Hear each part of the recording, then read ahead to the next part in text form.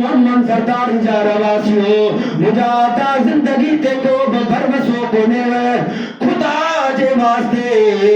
जेडी मलाजान चे पना सब कम कार छड़े रब जी नमाज ते हलाइंदा कयो ओ अदा कब्र में या नमाज कमी दव क़यामत में या नमाज कमी दव नमाज साजे को मोहब्बत कंदो ओ इंसान जे कब्र में वेंदो नमाज अगे ही रोशनी करे उन कब्र में पहुंची वेंदी आहे हजरत अयूब अलैहिस्सलाम 14 फुट जमीन एतरी अख खुटी वने जमीन न खुटे माल अल्लाह एतिरो ॾिनुस जो पाण खे बि ख़बर कानस त मुंहिंजो माल किथे तो चढ़े कहिड़ी जगह ते बीठो आहे शैतान आज़माइश जे लाइ थो अचे अल्लाह तो फरमाए शैतान लानते तोखे ख़बर आहे अयूब जो भली सब कुछ खत्म थी वने मां रब जी याद का कॾहिं बि गाफ़िल कोन थींदो मां रब जी एतिरी त मोहब्बत अथसि एतिरो त प्यार अथसि ए मुसलमानो पहिरें ॾींहं ते शैतान उन तयार थियल फसल खे बात में हिकिड़ो कणो बि कोन बचो आहे शैतान इंसानी सूरत में थो अचे ए अयूब खुदा जो तूं पैगंबर आहीं अल्लाह हिकिड़ो बारो त तुंहिंजे लाइ छॾे हा हिकिड़ो बारो त तुंहिंजे बच्चनि जे लाइ छॾे हा तुंहिंजे घर वारनि जे लाइ छॾे हा सुनो अयूब खिली थो चवे इन्ना लिल्लाहि व इन्ना इलैहि राजिऊन रब ॾिनो हो रबी वापसि करे छॾियो आहे शैतान दिल में ख़्याल कयो त इहो बि दाव न हलियो ओ मुजा तदाद ओ ताज मोहम्मद सरदारी जा रवासियो मुजा बायरो वरी बेदियते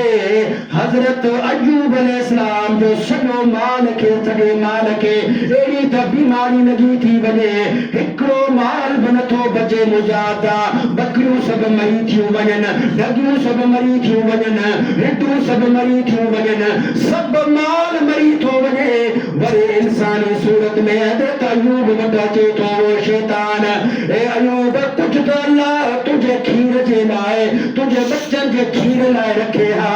अयूब मुस्कुराए करे तो चवे इन्ना लिल्लाहि व इन्ना इलैहि राजिऊन यो सब कुछ मुखे रब ॾिनो हो रबी वापस करे छॾियो आहे 14 बच्चा जमीन खराब थी वई खत्म थी वई तबाह थी वई पुटन के तो चवे मुझा बच्चा हिम्मत कयो हिम्मत न हारियो वञो इन्हनि वॾी इन्हनि ज़मीनुनि खे आबाद कयो 14 पुट हज़रत अयूब अलैहिस्सलाम जा निकिता आहिनि ताज मोहम्मद सरदारी जा रवासियो थकिजी पिया आहिनि दीवार जे भरिसां साह पटण जे लाइ वेठा आहिनि शैतान उन दीवार खे कमज़ोर करे उन 14 पुटनि जे मथां केराए थो सुणे अयूब जा 14 पुट वफ़ात करे था वञनि हवा बनी वई तयार थियल फसल वयो माल हिकु दाणो बि न बचो 14 पुट अब जवान बचड़ा जॾहिं जुदा थींदा आहिनि न इहो अबे अम्मा खां पुछनि में केॾी तकलीफ़ हूंदी आहे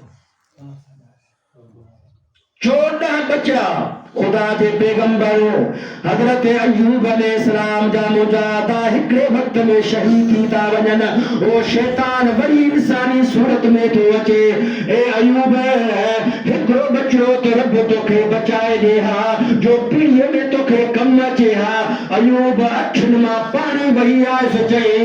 इन्ना लिल्लाहि व इन्ना इलैहि राजिऊन सुभान अल्लाह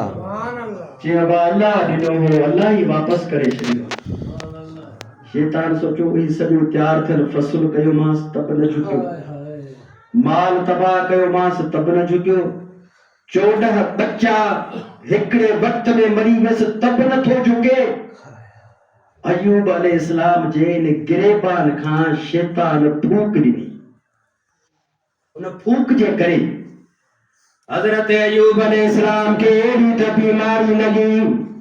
वड़ा वड़ा हकीम आया तबीब आया मुजादा एडी बड़ी तकलीफ वधी गई